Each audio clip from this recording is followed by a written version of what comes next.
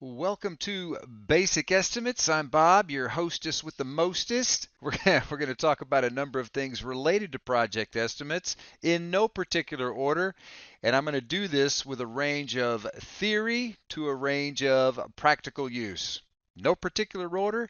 Here we go. So, what are we talking about when we talk estimates? We're talking cost and time. But here's the burn. Time is money. So I always like to talk about schedule estimates first, or the estimates to do the work. Activities. But there's another relationship here you need to be aware of. Do not forget it. These are your triple constraints. You have scope, schedule, and budget. Why does it matter? Because if you change one of these, you almost always affect one or two of the others. And let's face it, let's be real here. If you change one of them, there's a 99.9% chance you're going to affect the others. So if you change something, just be aware you should be looking in the other directions. But those aren't the only constraints. Those are the classic triple constraints, or as I like to call them, the triple complaints. There are other factors involved that impact your estimates. They are risk. If you're doing something well known, the risk level is likely low. But if it's a brand new task, brand new team, brand new location, something complex, risk goes up. And if risk goes up, it's going to take more time. If it takes more time, it's going to cost more dollars and cents or whatever currency you're using. What about quality? Higher quality, more time, more money to achieve it.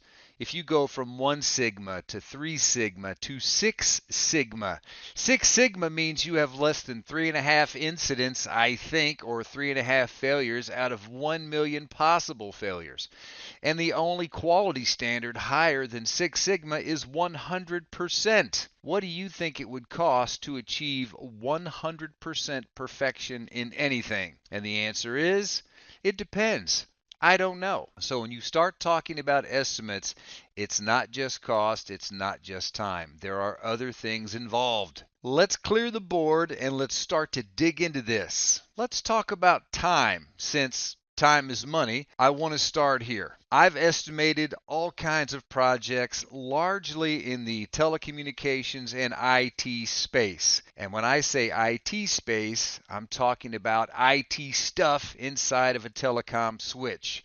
Servers, data migration, new equipment turn on, retirement, all kinds of stuff. I've seen the good, the bad, and the ugly. Mostly good. But if I'm talking time estimates, there are a number of questions I like answered right out of the gate. For starters, who's doing it? Why does it matter? Well, if it's someone who's very experienced, they might do it faster than the baseline.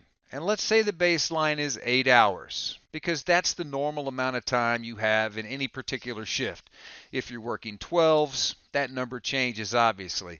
But don't think for a second that you're getting 8 hours of actual work out of any particular person. What about breaks? What about lunch? What about people who smoke? What about water cooler talk? What about doing other administrative stuff? Do you really think you're going to get 8 hours of productive work out of every worker? Because unless you're using some form of automation, that answer is a big fat no.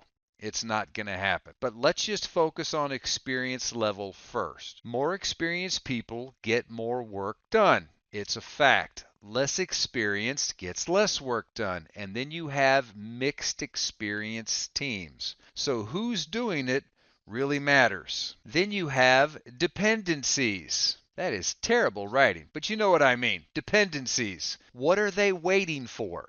Are they waiting for someone else to finish their work so they can begin?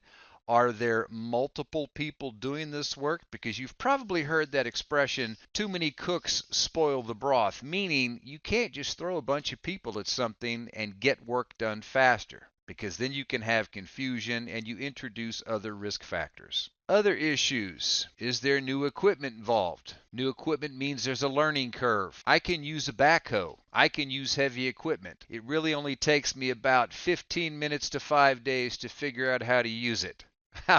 How much time do I have to learn how to use it before I actually have to implement its use? And it really depends. What about quality? And I already talked about that. I can get a ton of work done if I'm not worried about quality.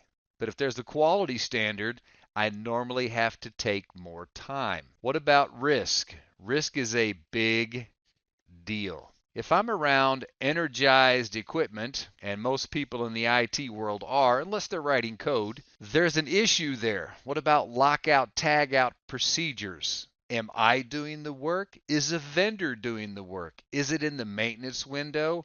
Is it during the day in a live, hot environment? Because here's the real issue. You can work around energized equipment in the maintenance window and not worry about bringing down the entire network or taking customer information or applications offline. But if you're doing it in the middle of the day during the heaviest data usage time, that's a whole nother animal. You understand my point. I'm comparing apples to apples and I'm throwing in some oranges here, but there are a lot of issues related to time.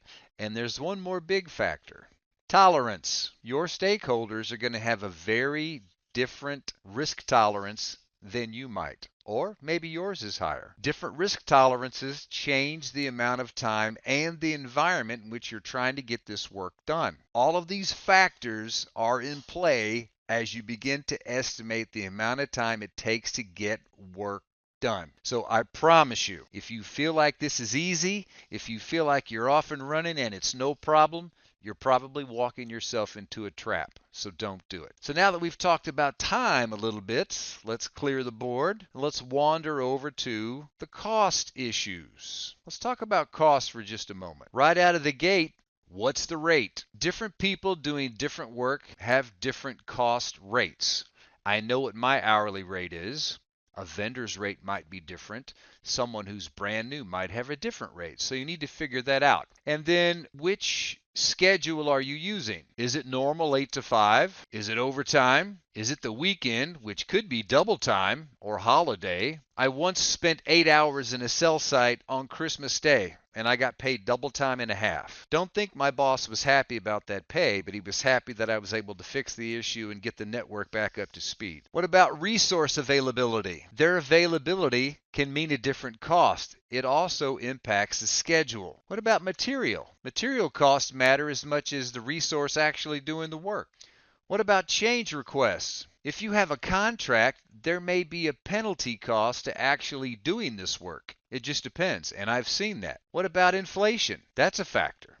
And once again, risk plays a big role here as well. Yeah, it's going to take me more time in the schedule to get some work done, but here I have contingency, and then I have management. These automatically mean more cost. Think of contingency risk, additional money in this particular case, as additional funding for known or identified risks, as I like to call them. But then you have management reserve, additional funding for unknown risk. These all factor into your cost estimates.